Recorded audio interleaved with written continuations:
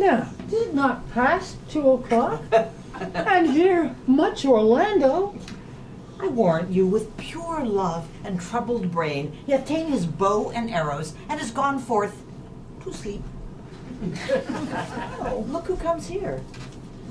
My gentle Phoebe bid me give you this. I know not the contents, but as I guess it bears an angry tenor, pardon me.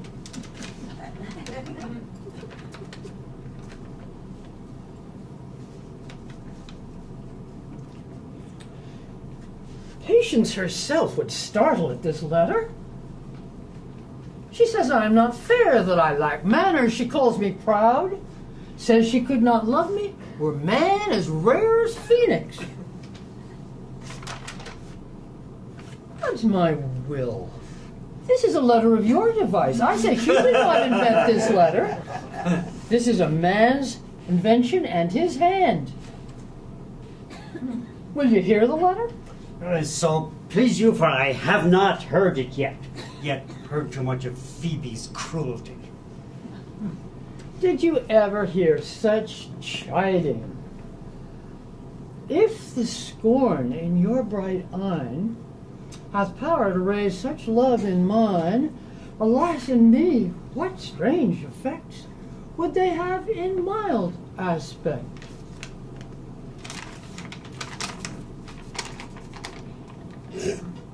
Call you this chiding? Alas, poor shepherd. Do you pity him? No, he deserves no pity. Wilt thou have such a woman? What, to make of thee an instrument and play false strings upon thee? Well, make your way to her, for I can see that love hath made thee a tame snake. But say this to her: if she love me, I charge her to love thee. Yes. Good morrow, fair ones. Pray you, if you know, where in the purlieus of this forest stands a sheepcote, surrounded by olive trees? West of this place, down in the neighbor bottom. But at this hour there's none within. The house doth keep itself. Are not you the owners of the house I did inquire for? It is no boast being asked to say we are. Orlando doth commend him to you both, and to that youth he calls his Rosalind, he sends this bloody napkin. Are you he? I am. What must we understand by this? Some of my shame, if you will know of me what man I am, and how and why and where this handkerchief was stained. I prithee tell it. When last the young Orlando parted from you, he left a promise to return again within an hour. And pacing through the forest, lo, what befell? A wretched, ragged man, o'ergrown with hair, lay sleeping on his back. A lioness, with udders all drawn dry, lay couching, head on ground, with cat-like watch, when that the sleeping man should stir. For 'tis the royal disposition of that beast to prey on nothing that doth seem as dead. This seen, Orlando did approach the man, and found it was his brother, his elder brother. Oh, I have heard him speak of that same brother, and he did render him the most unnatural that lived amongst men. And well he might so do. But to Orlando, did he leave him there, food for the sucked and hungry lioness? Twice did he turn his back and purposed so. But kindness, nobler ever than revenge, made him give battle to the lioness, who quickly fell before him, in which, hurtling from miserable slumber, I awaked. Are you his brother? What, was you he rescued? Was you that did so oft contrive to kill him? 'Twas I, but 'tis not I.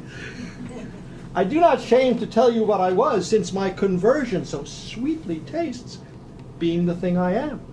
But for the bloody napkin. In brief, he led me to the gentle Duke, who gave me fresh array and entertainment, committing me unto my brother's love, who led me instantly unto his cave. There stripped himself, and here upon his arm The lioness had torn some flesh away, which all this while had bled, and now he fainted and cried in fainting upon Rosalind. Brief, I recovered him, bound up his wound. He sent me hither, stranger as I am, to tell this story, that you might excuse his broken promise. Many will swoon when they look on blood. There's more in it. Look, he recovers. Be of good cheer, youth. You lack a man's heart. You, a man. I do so, I confess it.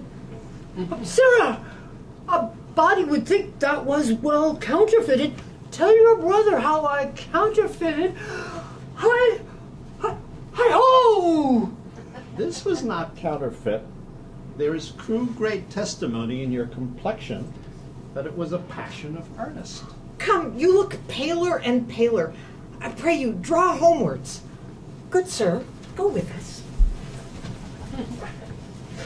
We shall find a time, Audrey. Patience, gentle Audrey. Oh.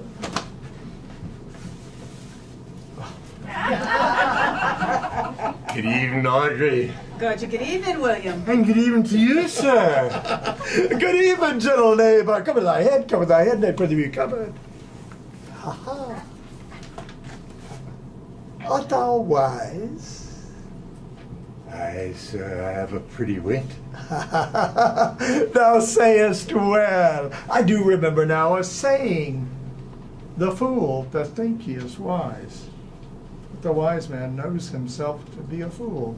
Is thy name William? William, sir. Thou love this maid? I do, sir. Give me thy hand. Art thou learned? No, sir. Oh. Then learn this of me, for I am he. Which he, sir? He that must marry this woman. Therefore, you clown, abandon the society of this female, or clown, thou perisheth. Or to wit, I kill thee, make thee away, translate thy life into death, thy liberty into bondage.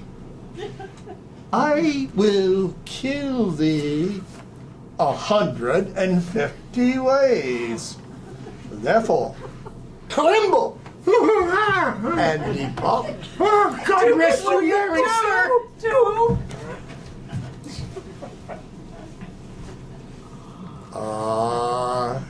Trip, Audrey. Trip, Audrey.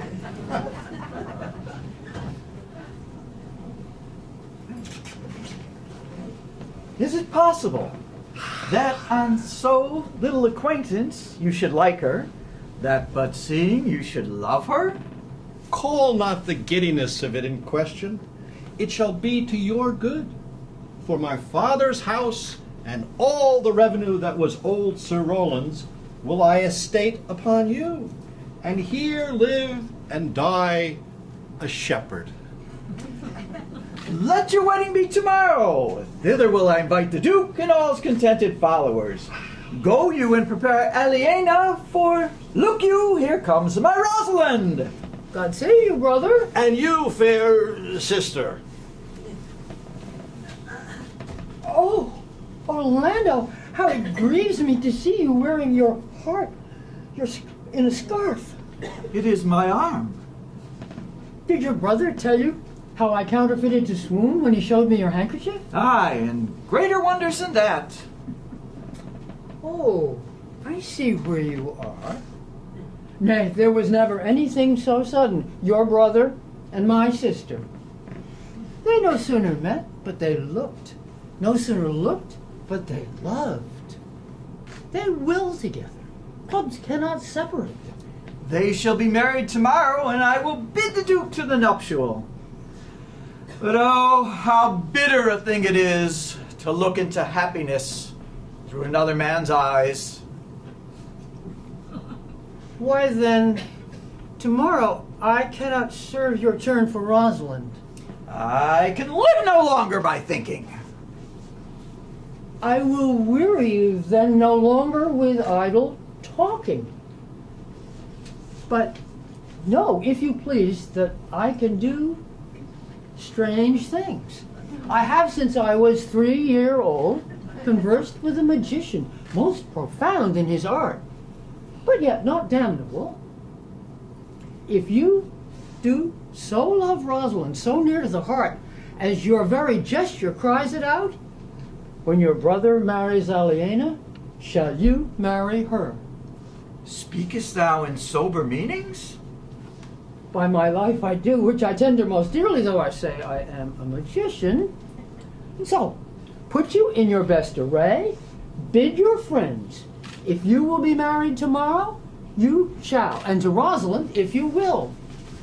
Look, here comes a lover of mine and a lover of hers. Youth, you have done me much ungentleness to show the letter that I writ to you.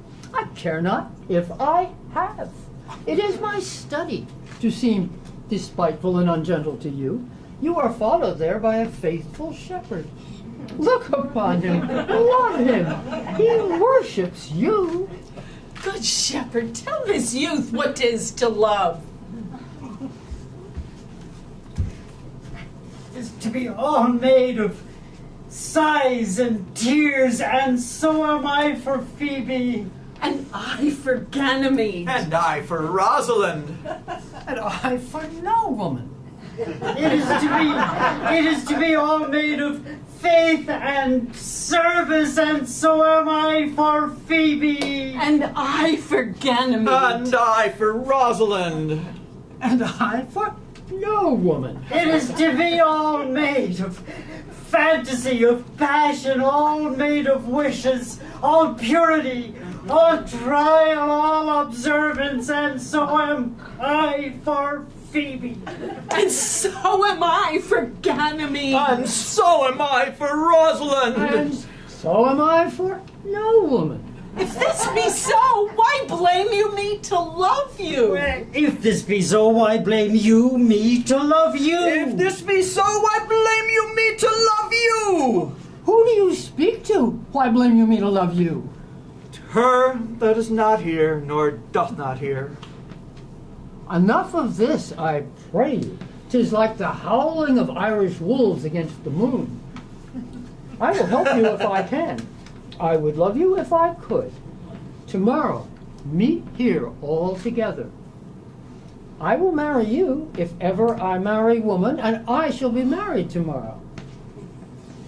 I will satisfy you if ever I satisfy man, and you shall be married tomorrow. I will content you if what pleases you contents you, and you shall be married tomorrow. As you love Rosalind, me. As you love Phoebe, me. And as I love no woman, I'll meet. So fare you well. I have left you commands. Why, I'll not fail if I live. Nor I. Tomorrow is the joyful day, Audrey. Tomorrow shall we be married. I do desire it with all my heart, and I hope it is no dishonest desire to be a woman of the world.